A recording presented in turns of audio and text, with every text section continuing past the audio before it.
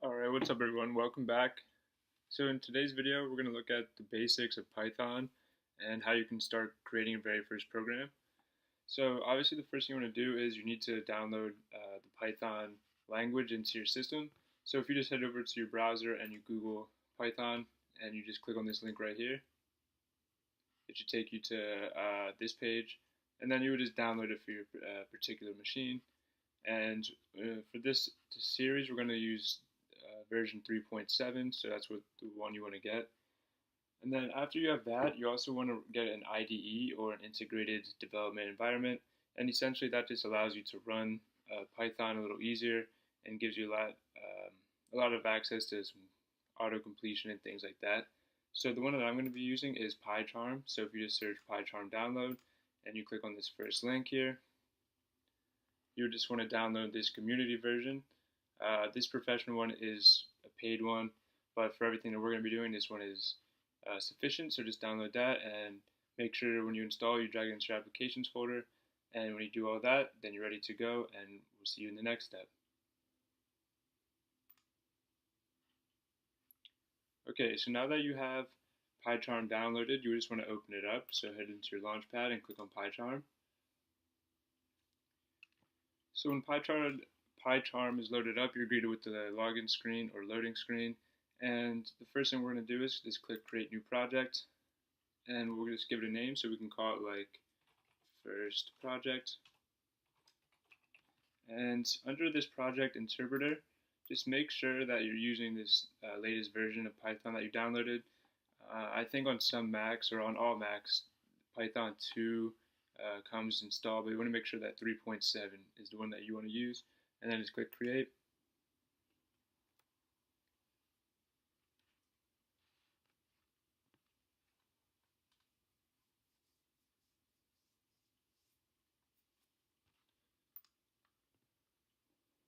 Alright, so now Pycharm has created our project. So if we look over here in our project navigator, you see we have our project folder right here. And the first thing we're going to do is just right click on that, if it'll let me. And we're going to say New Python file. And we'll just give this a name, and I'm just going to call it something like First App. And just make sure it's a Python file and click OK. And then it should open up right here. As you see, you have first app.py or py. Okay, so the very first thing that I want to take a look at here is just the basic print statement. So like in any programming language I use, the first thing you obviously do is print. And inside of here, we're just going to say hello world. So what this is going to do, it's going to print out a string with hello world. And in order to run this, you just need to go up into here, and you can just click run. And it'll ask you which app you want to, or which file you want to run, and you just want to click this one. And as you can see right here, it says hello world.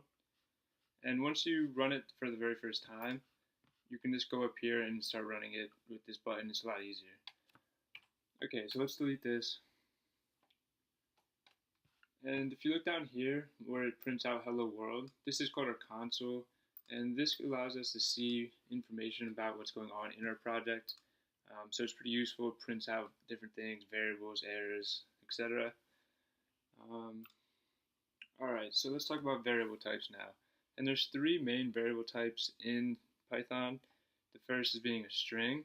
So in order to create a variable, you need to start out with the variable name. So if we wanted to give a variable name, for example, we can go person underscore name, and that's equal to John. And in Python, you want to separate the variables with these underscores. So I'm going to go back actually. So that's why I have person underscore name, and that's just equal to a string called John. And now if we want to do a number, we could do something like person underscore age, and that's equal to 25. And now you can see we don't need to put this in quotations because it's no longer a string, and Python's able to recognize that it's a number. And right now it's actually an integer because it's a whole number. In a little bit we'll take a look at floats, which is more useful when you're working with decimals and things like that. And the last variable type we're going to look at is a Boolean, or a true-false statement if you want to think about it like that. And we'll just say something like is male, and that's going to be equal to true. Okay, so this is just looking for either true or false. And the reason why that's important is sometimes you want to run some kind of check to see if things are true, and then to continue that, and if they be false, you would just end that process. But that's for a little later on in the video. Okay, so now if we just wanted to print out some of these variables, we could just say print, and we could just say person name.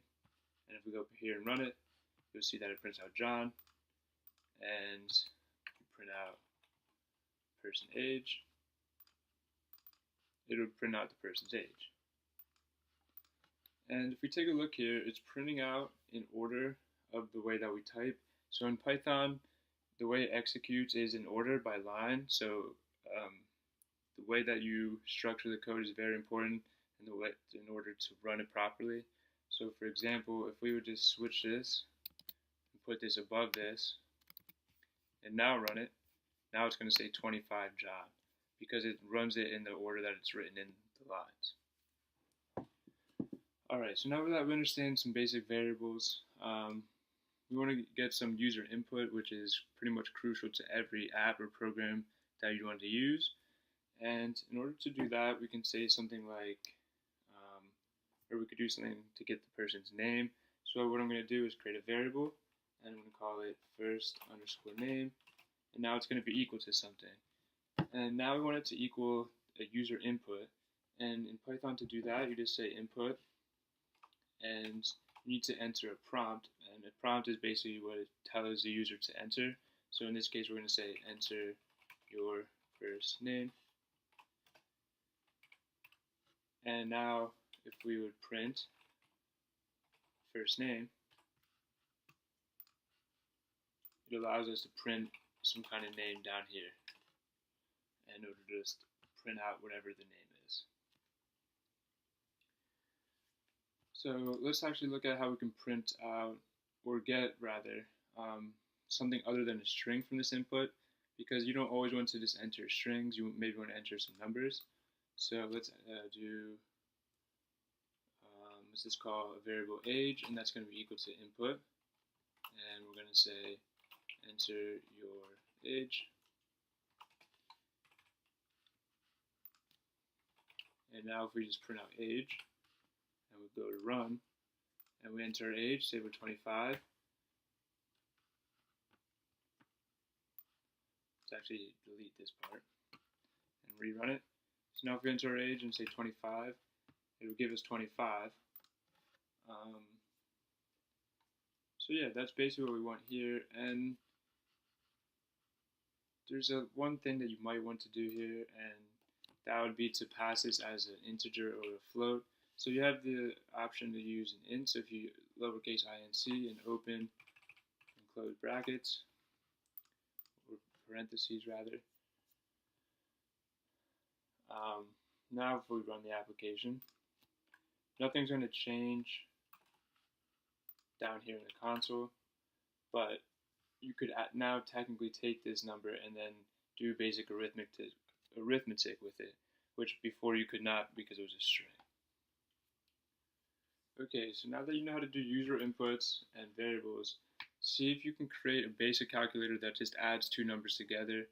I'm going to pause the video right here. I'll give you a few minutes and then come back to the video.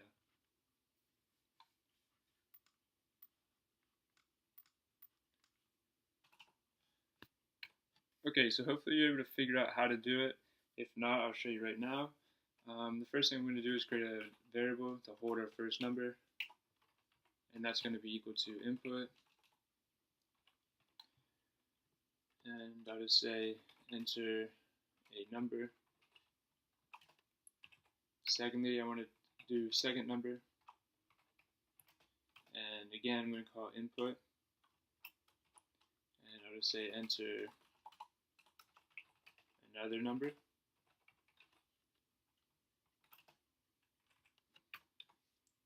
And now I want to print out first number plus second number. And some of you probably tried this and you recognize why it'll fail, and I'll show you here in a minute. So if we run this and we say 20, and we click next, and we insert another number, and we say 40.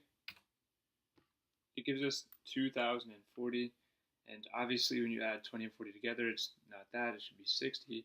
And the reason that is input by default is taking in a string.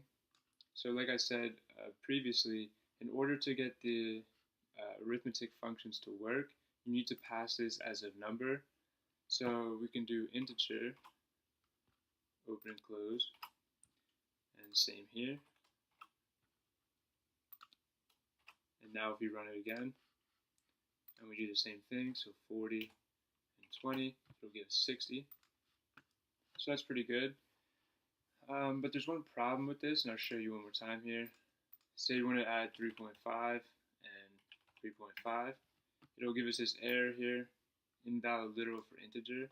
And essentially what that is an integer is a whole number. So in order to add decimals, you need to use something called a float. So if we just get rid of the int in both spots and just add float and rerun it, now we can do 3.5 and 3.5, and it'll give us 7. Okay, so next we're going to talk about is lists, and lists are essentially an array that holds different strings or numbers inside of Python. So I'm going to create a variable called family, and it's going to equal a list. And the list is just an open and closed bracket like this. And inside of here you can store numerous values. So the first thing I'm going to do is just type out a couple names. So Jim, Mike, Karen, Steve, and Rob. And now if I print out family, you'll see it'll just give us that list right there. Okay, so I'm going to show you a couple of different functions that you can do to make the list a little bit more useful. And the first thing we can do is we can access different indexes of this list. So in order to do that, we can just say print and family and then open and close bracket. And inside of here, we're going to pass a number that correlates to the index. So if we want to get the very first index, it starts at 0. So 0, 1, 2, 3, 4, etc. So if we wanted to get, say, the third index, we could just put in 3 here.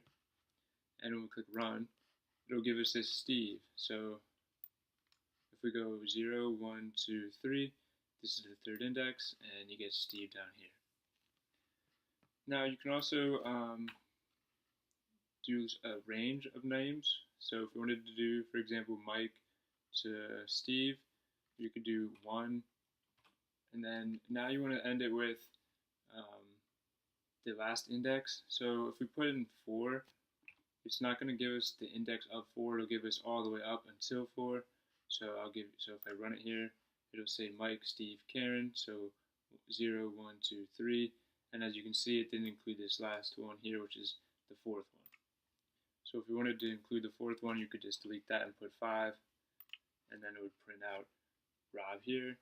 And similarly, if you just wanted to print out all of them after a certain start, you could just start at, for example, 2, and just put that right there and hit run. And now you can see it'll print out all of them after the index 2. So Karen, Steve, and Rob. Now, say we wanted to add a member to the family list. In order to do that, we can call family.append, and we can just give it a name, or give him a name. So we'll say Adam. And now if we print out family, you'll see that Adam gets added to the end of the list right here. But say you wanted to add Adam not into the end of the list, but maybe into like the first or second slot. So instead of calling this append function, we can call family.insert, and the first parameter it's looking for is the index that you want to put it at. So I'm going to stick it in right between Jim and Mike. So it's going to be the first index. I'm going to say 1, and then comma, and then it's looking for the value. So I'm just going to say Adam again. And now if I print family, instead of Adam being at the end, you can see he's now put between Jim and Mike at the first index. Let's see here. So maybe Oh, this is pretty useful. So you want to get the length of how many objects are in this list. You can call a function called len, and essentially that just stands for length. So if we print out length family and we click run, you'll see that there's 5 objects inside of this list. Okay, so now if we want to remove an object from this list, we can go family.remove, and we'll just say we can remove Mike, and if we print out family, you can see Mike is gone from the list.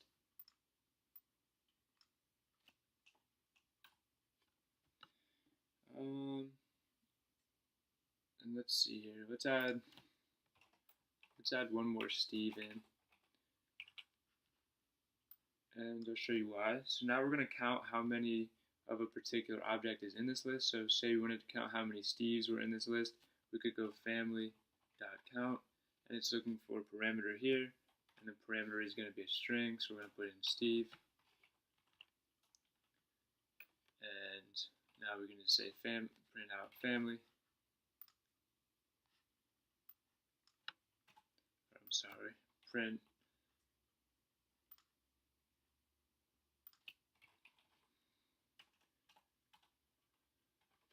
Print family, and we'll just cut that and put it inside of this print statement.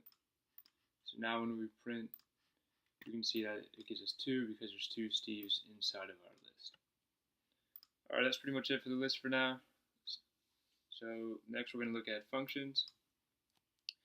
And a function is a way to keep our code organized, basically. And to call a function, in some programs you would call like func like this. In Python you just want to say def or def and then give the function a name. So I'm going to say _hello like that. And then you want to add this colon right,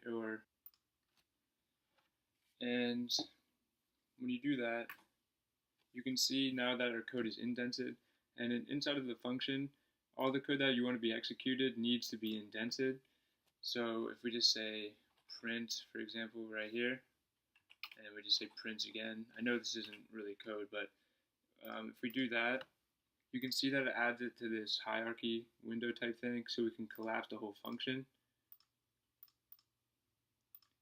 like that. And anything that wouldn't be indented wouldn't be considered part of the function. So that's why you need to always make sure that you're indented there. So let's just say we want to print out hello user. If we run this, it's not going to give us anything because we're not actually calling this say hello. So in order to do that, we just need to say hello and run it, and now we'll say hello user. And that's pretty useful, but a lot of times you want to pass in information inside of these functions, and these are called parameters. And in this case, we were going to pass in a name, so I'm going to just call a variable inside of here, and this is going to be a name, and it's going to be a string parameter. So down here, we just need to pass it a string, so we're going to say Jim. And up here we can just do this plus name, and now if we run it, it'll say hello Jim because it's taking this name variable, which is a parameter, and we're passing in Jim right here to that parameter. So that's kind of how that works. And if you want a little challenge here, see if you can figure out how you can pass in user input into this parameter rather than just a static variable. So I'll give you a second, and I'll be back in a minute.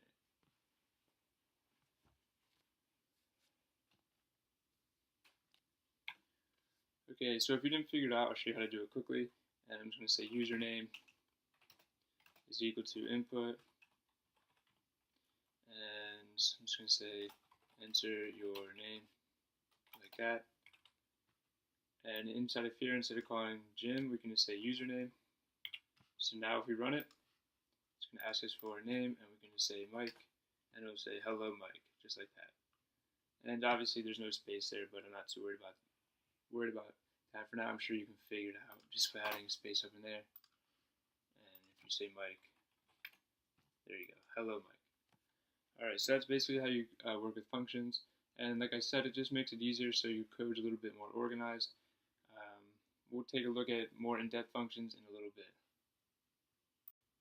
Alright, so real quick to end off this first episode, we talked about lists a few seconds ago, and the last thing we're going to talk about is a tuple. And a tuple is similar to a list in which it holds values like this. The difference is instead of using brackets, you use these open and closed parentheses. And also the biggest difference is a tuple is immutable, which means that it cannot be changed or modified or removed. So a tuple is, you want to use a tuple for anything that you know that the data isn't going to change. It makes the code a little bit more efficient that way. And yeah, there's not much else to talk about with tuples other than you can have a list of tuples technically. So if you want to go like 0, 2, now you technically have a list of tuples, which you can modify this list, but you could not individually modify these tuples inside of the list. Alright guys, so that's the end of episode 1. Episode 2 should be up within a day or two, and I'll see you guys then.